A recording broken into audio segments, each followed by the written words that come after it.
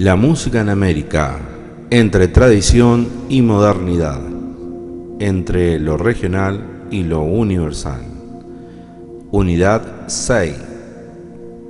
Norteamérica, fines del siglo XIX y primeras décadas del siglo XX. Charles Ives, Edgar Varese y la música norteamericana. Contexto histórico. Durante el cambio de siglo, la música de concierto en los Estados Unidos estuvo dominada por los modelos europeos. Los músicos jóvenes recibían su formación musical en Europa, y la música de casi todos los compositores más importantes de aquella época estuvo desprovista de los elementos propios de las tradiciones locales americanas. Fue el compositor checo Anthony Dvořák quien mostró el camino para estos nacionalismos americanos. Durante su estadía como profesor en Estados Unidos, al sentirse atraído por la música de este país, animaba a los compositores americanos a seguir su camino de utilizar los recursos musicales nacionales dentro de un lenguaje que conservara el espíritu de la música de concierto europea. Charles Ives, 1874-1954. Fue el compositor americano que comenzó a romper con el molde europeo hacia el cambio de siglo. El aislamiento en el que vivió respecto del público y de la influencia de otros músicos durante su periodo compositivo más intenso lo llevó a desarrollar un estilo musical independientemente de la tradición europea. En general, la obra de Ives no puede dividirse en periodos estilísticos, ya que tanto sus técnicas más avanzadas conviven en la misma obra con el lenguaje más tradicional. Incluso utiliza segmentos de obras anteriores en obras nuevas. Las características principales de su música son el contrapunto heterofónico y la utilización de citas. Durante la década de 1960, comenzó a ser reconocido a nivel mundial como el primer compositor americano, debido a que se anticipó en el desarrollo de nuevas técnicas compositivas que comenzaron a utilizarse mucho después. La música de Ives es única en la historia de la música americana y puede verse como una síntesis entre la cultura académica y la cultura popular. Concepción de la forma abierta. Ives escribió estrictamente para sí mismo, sin importarle si sus composiciones estaban integradas en una forma completamente acabada. Tenía una concepción de la música como una forma abierta, capaz de abarcar todos los tipos de música y fusionarlos en una síntesis más amplia.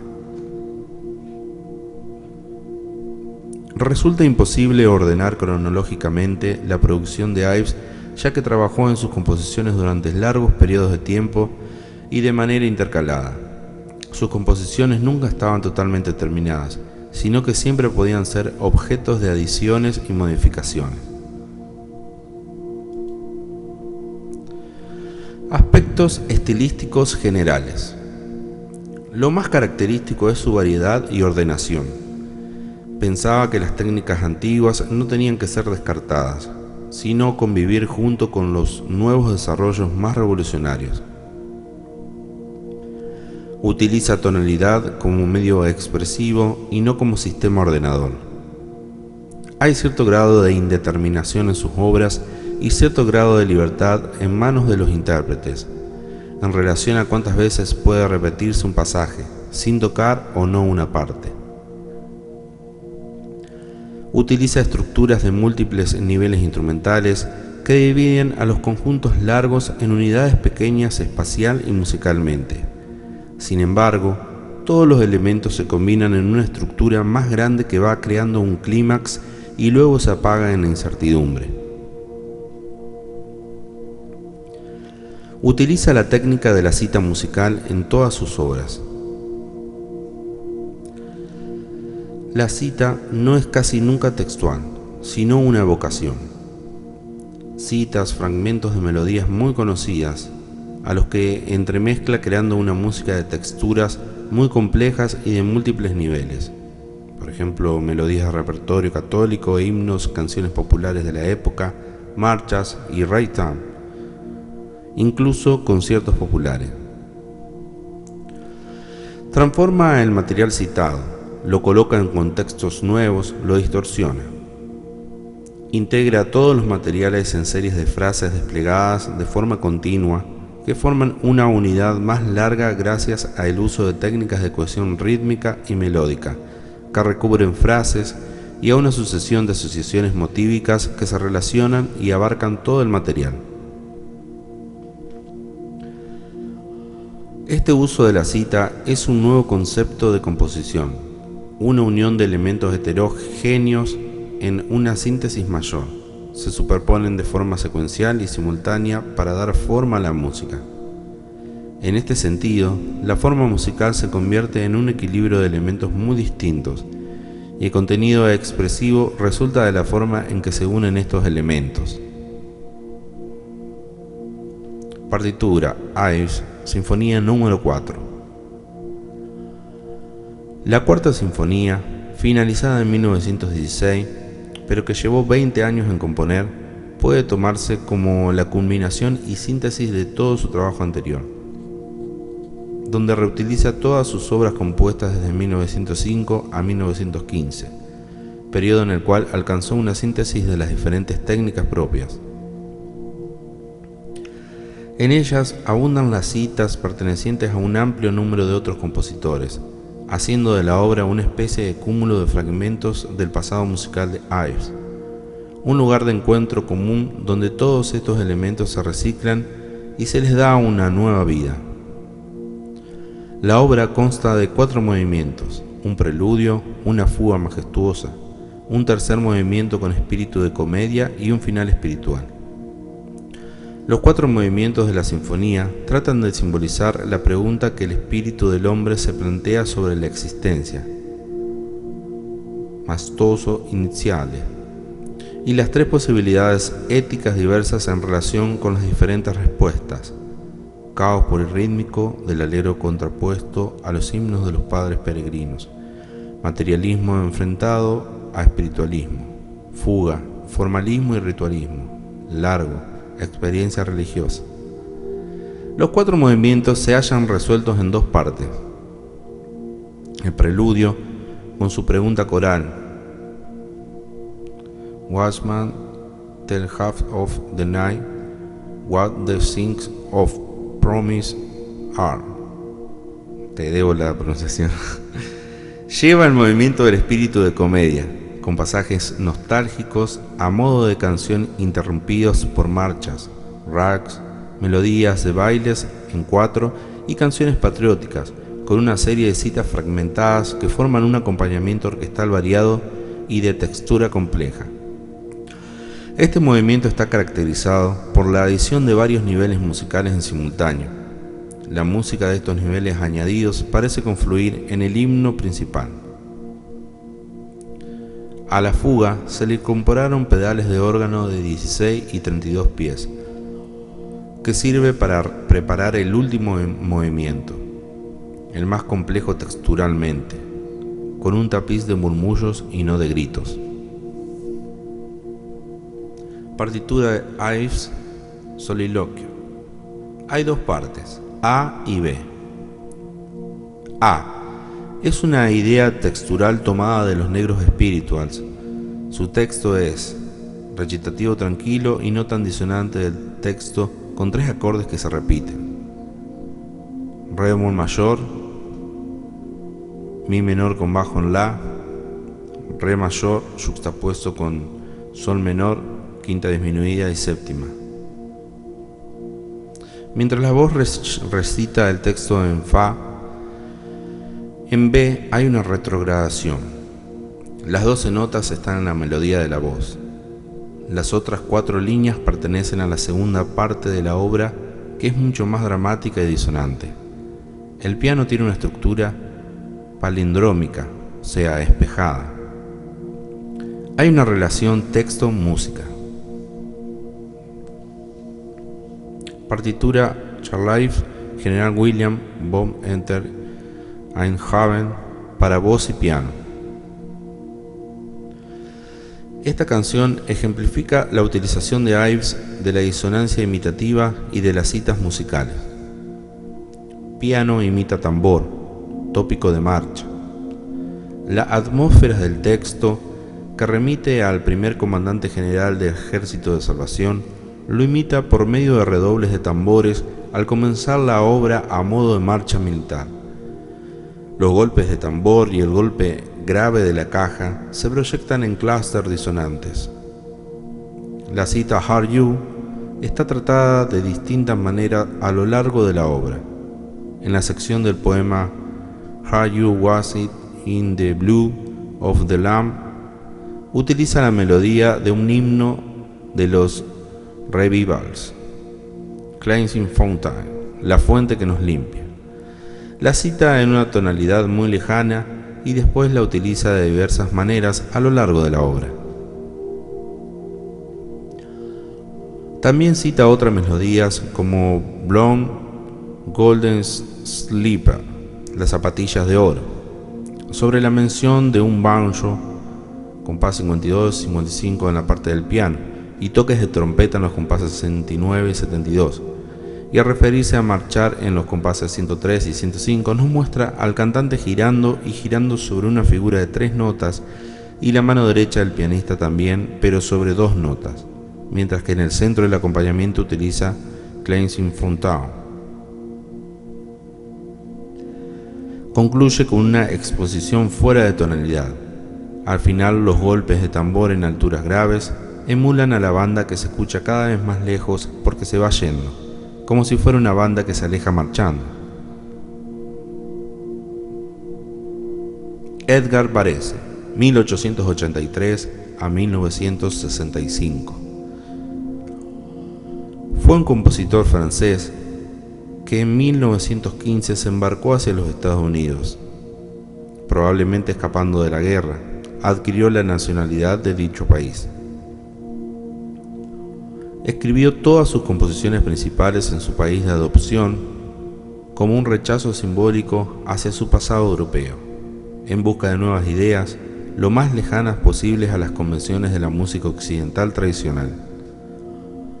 La principal contribución de Varese en el campo musical la constituyeron las obras instrumentales innovadoras de los primeros años, lo que implicó un nuevo acercamiento hacia la composición y sirvió de inspiración tanto para sus contemporáneos como para los desarrollos musicales producidos luego de la Segunda Guerra Mundial.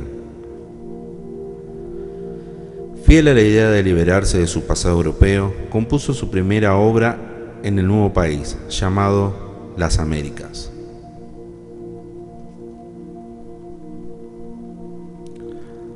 Se interesó por enriquecer el alfabeto musical, buscar nuevos instrumentos y nuevos medios técnicos que se adapten a cualquier tipo de expresión. En esta búsqueda, ideó sofisticadas máquinas electrónicas que permitirían crear sonidos nunca antes logrados y ser controladas de forma precisa. Pero esto solo pudo concretarse luego de la Segunda Guerra Mundial, cuando se empezó a componer música electrónica de manera sistemática. La nueva concepción composicional alcanzó su punto máximo en una serie de composiciones para pequeños conjuntos instrumentales. Entre ellas se encuentra Ionization, de 1931. Todas estas composiciones tienen una nueva orientación. La música refleja la áspera intensidad de los modernos paisajes urbanos y de las tecnologías industriales. Tiene que ver con que Estados Unidos estaba en plena industrialización y expansión económica. La mayor parte de estas piezas están concebidas en un único movimiento, que puede entenderse como la unión de secciones más pequeñas. Por lo tanto, el desarrollo depende de las diferentes combinaciones de estas unidades, que son como componentes fijos que se relacionan para producir diferentes configuraciones. El último objetivo de Varese fue la liberación del sonido, haciendo referencia a la famosa definición de Schoenberg acerca de la emancipación de la disonancia. Emancipación de la disonancia. Buscó la explotación de los atributos del sonido musical que fueran puramente sonoros, liberándolo de las implicaciones formales y expresivas tradicionales. Intentó idear contextos dentro de los cuales los materiales pudieran funcionar como objetos sonoros, como si se trataran de materias plásticas que iban a ser modeladas y combinadas por el artista. Aspectos estilísticos generales. Esta música se centra en la textura general y el efecto tímbrico. No existe distinción clara entre melodía y acompañamiento. Las notas individuales no forman líneas ni armonías, sino que integran una masa sonora para producir un carácter sonoro generalizado. En su música, el centro son los elementos no melódicos. La melodía no es el elemento de mayor importancia. El carácter y la lógica de su música estuvieron determinados tanto por la estructura de esos elementos como por la de las notas.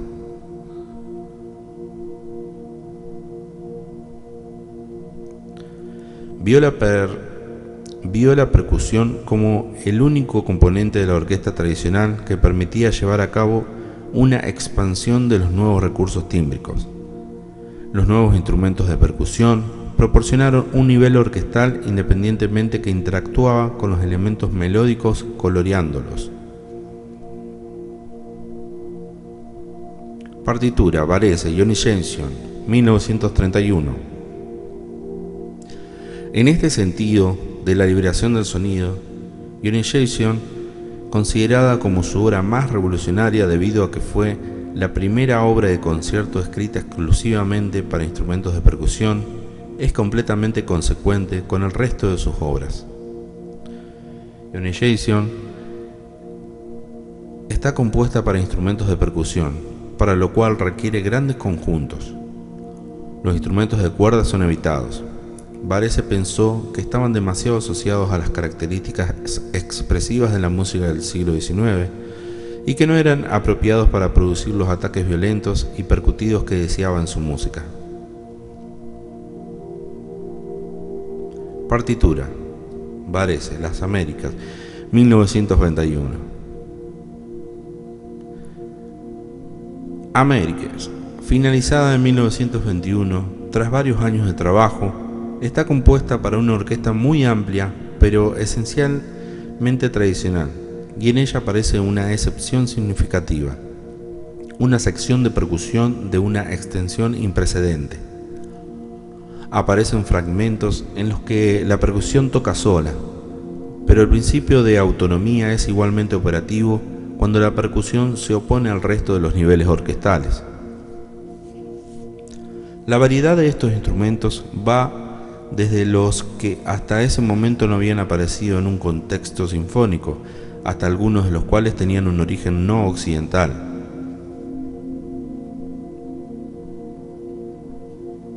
Los instrumentos de percusión no produjeron elementos melódicos dobles, sino que proporcionaron un nivel orquestal independiente que interactuaba con los elementos melódicos, coloreándolos y siendo coloreados por ellos. La percusión logra un nuevo nivel de autonomía. Al igual que en Américas, las siguientes obras no conciben a la melodía como el elemento de principal importancia.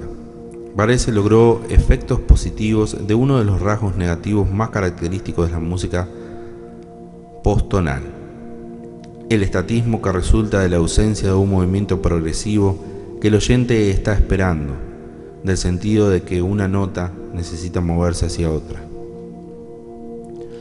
La mayoría de los compositores posttonales de la primera mitad del siglo trataron de restar importancia a esta cualidad estática al crear contextos composicionales en los cuales este tipo de movimientos estuvieron fuertemente sugeridos a pesar de la ausencia de las funciones tonales tradicionales, tanto en el caso de los atonalistas Schoenberg y Berg como en el de los neotonalistas como Bartók y Hindemith.